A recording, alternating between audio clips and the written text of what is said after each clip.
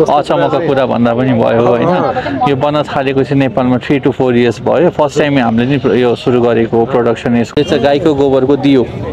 तिहारमा बाल्नको लागि तेल हालेर यसमा बाल्नको लागि शुद्ध पनि भयो राम्रो पनि भयो र अर्को यसको विशेषता भनेको बालिसकेपछि मल्टी युज गरिसकेपछि पनि अब तिहार सक्यो हैन अरु फेस्टिभल आउन टाइम छ भनेपछि राख्न मन छैन भने यसलाई फोडेर मलको रूपमा पनि तपाईले हाल्दिन सक्नुभयो माग त काठमाडौँको माग त यस्तो भन्दाखेरि 10% लाई पनि दिएर भ्याएको छैन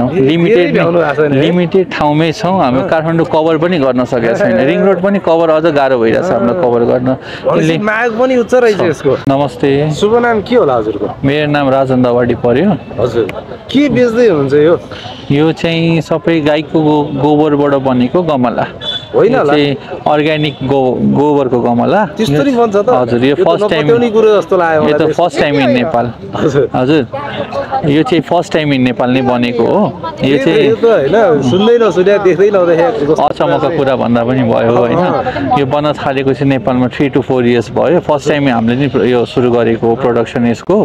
यसलाई चाहिँ तपाईको टाइमै दिन नपर्ने हातै हाल्नु नपर्ने बिरुवामा यसमा फलफुल रोप्दा पनि भयो फलफुल रोप्दा फेरि पनि भयो तपाईको बोट बिरुवा जे रोप्दा पनि भयो यसमा फुलहरु फलहरु हैन केही हाल्नु परेन यसबाटै हैन यसमै तपाईले हैन ल्याएर टक्क आफ्नो फलफुल बोट बिरुवा जे रोप्दा पनि ल्याएर हाल्दिएपछि बिस्तारै गल्दै जान्छ यो गल्न चाहिँ 3 देखि 6 महिना लाग्छ यो दुईटा साइजमा यो चाहिँ बिरुवाहरु उमार्नको लागि भयो भने यो ठुलोको लागि हैन आजको भोलि नै पर्दैन यो चाहिँ यसमा रोप्दिएपछि चाहिँ तपाईले पानी हाल्न थालेपछि यो गल्न सुरु हुन्छ यो गल्न 3 देखि 6 महिना लाग्छ अब चाहिँ ल अब गल्न सुरु भएपछि भनेपछि माटो मुनि हाल्दा पनि भयो अनि त्यसपछि गमलामा हाल्दा पनि भयो अब कुन हिसाबको बोट बिरुवा छ तपाईको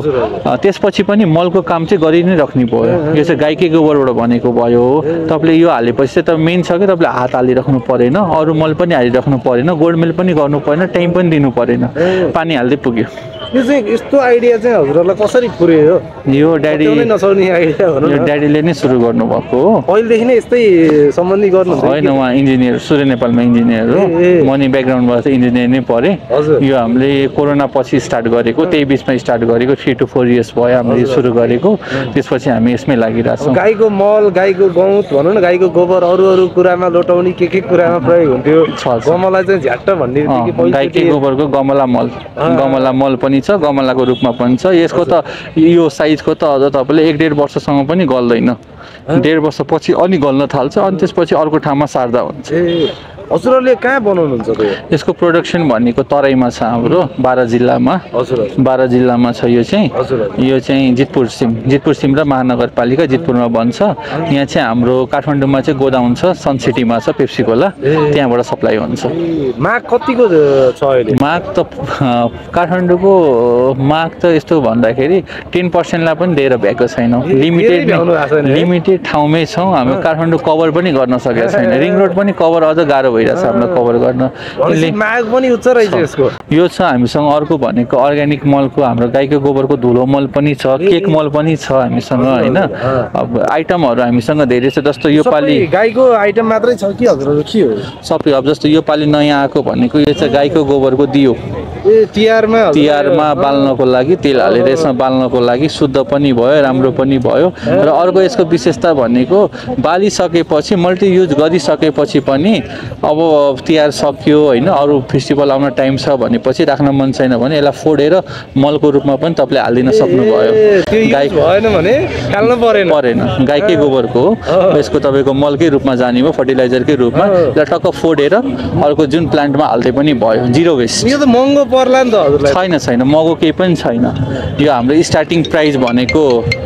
25 रुपैयाँबाट सुरु छ यो 20-25 रुपैयाँबाट सुरु छ 100 रुपैयाँ 150 रुपैयाँ हाम्रो सबैभन्दा यहाँ महँगो प्रोडक्ट भनेको 250 रुपैयाँको छ त्यो भन्दा राम्रो भयो धेरै राम्रो भयो आफ्नै देशमा उत्पादन भए गाई भनौँ न गाईहरू नि हजुरहरूले पाल्नु गाईहरू चाहिँ हामीले होइन हामी गौशालाबाट ल्याउँछौँ गौशालामा पनि कस्तो हुन्छ भनेर भन्दाखेरि दुध दिन नसक्ने गाईहरूलाई पनि राखेको हुन्छ उनीहरूको पनि दाना पानी चलोस् भनेर अब दुध दिनेलाई त सबैले दुध धेरै पैसा कमाउनुहुन्छ होइन गौशालामा भएको चाहिँ हाम्रो जुरो भएको गाई भनेर भन्छौँ होइन हाइब्रिड पनि युज गर्दैन जुरो भएको नै यहाँको रैथाने गाईहरू होइन अब जसले अब दुध दिन सक्दैन उनीहरूलाई दाना पानी पनि गाह्रो हुन्छ चल्नलाई घाँस त्यसको लागि पनि होस् भनेर हामी चाहिँ भएसम्म गौशालाबाटै ल्याउँछौँ अरू चाहिँ हजुरहरू के छ त्यस्तो अरू भनेको हाम्रो केक मल भनेर छ हजुर केक मल भनेको चाहिँ यो साइजमा डिफ्रेन्ट साइजहरूमा छ यो भयो डिफ्रेन्ट साइजहरू छ यो चाहिँ हामीले सेप दिएर बनाएको भयो यसलाई मान्छेले गुइठाको रूपमा पनि युज गर्नुहुन्छ आगो बाल्नको लागि पकाउनको लागि खानको लागि केही होइन बच्चा सेकाउनको लागि पनि भयो होइन धुवा आउँदैन यसबाट अर्को भनेको यसले चाहिँ तपाईँको ह्याङ्गिङ गरेको प्लान्टहरूको लागि पनि भयो कति अब ह्याङ्गिङ गरेको प्लान्ट युज गर्ने हाम्रो भनेको त घरमा हजुरआमाहरूले हेर्नुहुन्छ प्लान्टहरू धेरै जस्तो कति निकाल्ने कति राख्ने भन्दा नि यो हालिदिएपछि माथिबाट पानी हालेपछि यही गल्दै जाने भयो यही मल हुँदै जाने भयो तत्त्वहरू आफै छोड्दै जान्छ सोच्दै जाने भयो भनेपछि यसलाई पनि निकालिराख्नु परेन कि प्लान्टहरू मुसमासहरू गरिराख्नु परेन त्यस्तै गरी अर्को आइटम भनेको हाम्रो यो गाईको गोबरको धुलो मल यो चाहिँ गाईकै गोबरको बजारमा मान्छेले प्याकेजिङ भनौँ न हजुर अलिकति दिमाग लगायो भने हरेक कसरी नि अझ हाम्रो यो प्याकेजिङ चेन्ज पनि हुँदैछ हेभी अझ योभन्दा राम्रो प्याकेजिङमा टक्क बोक्न मिल्ने हिसाबमा पनि आउँदैछ त्यो चाहिँ तिहार पछि यसको 120 रुपियाँ त्यो चाहिँ 1 केजीको हो अरूमा चाहिँ तपाईँको माटो मिसाएको हुन्छ भन्दाखेरि बजारमा पाउने यही साइजमा 3 केजी बराबर पाउनुहुन्छ बजारमा यसमा माटो छैन यो फुक्का टाइपको हेर्दै हल्का छ होइन यो तपाईँको माटो नमिसेको माटो मिसाएको भयो यो 1 केजी होइन 3 केजी हुनु पुग्थ्यो बजारमा पाउनु ल्याएर काम नै छैन एकचोटि व्यापार गरेर तपाईँको माटो त आफ्नो घरमै हुन्छ नि माटो मिक्स गर्न त अर्को भनेको हाम्रो पातको मल पत्कर मल यो चाहिँ पत्कर मल भने यो चाहिँ मेनली फर एजेलिया अर्किडको लागि काम लाग्छ यो देख्नुभएको फ्लावर त्यसमा चाहिँ माटो हाल्न मिल्दैन माटो हाल्यो भने तपाईँको जरा त्यसले मारिदिन्छ कि क्याप्प पारेर त्यसमा हाल्ने भनेको कोकोपिट कोको चिप्स पातको मल अनि ढुङ्गाहरू हाल्यो भने जरा खुकुलो बसिरहेको छ त्यसमा भनेपछि यो पातको खेर गएको पातको होइन खेर गएको पात भन्दा नि यो चाहिँ अब कलेक्ट गरेर बनाउने हो एक प्रकारले खेरै जाने हो नि त यो अब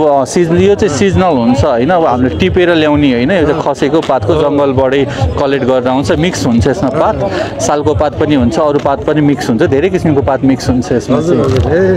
यो चाहिँ एजेलिया अर्किडको लागि काठमाडौँमा यो पातहरूको मात्रै यसरी तपाईँले किन्न पसलमा पनि पाउनु हुँदैन यो मेनली पातकै भनेर नर्सरीमा अलिअलि खसेको पातको पाउनुहुन्छ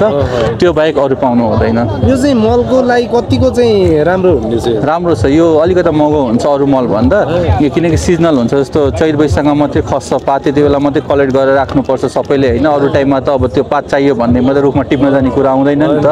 अनि त्यसले गर्दा यो चाहिँ मेनली फर हामी एजेलिया र अर्किडको लागि भनेर भन्छौँ भनेपछि यो हरेक कुराको चाहिँ बजार हजुरहरूले राम्रो पाइरहनु भएको छ हजुर पाइरहेछौँ त्यही भन्नु पऱ्यो अहिलेसम्म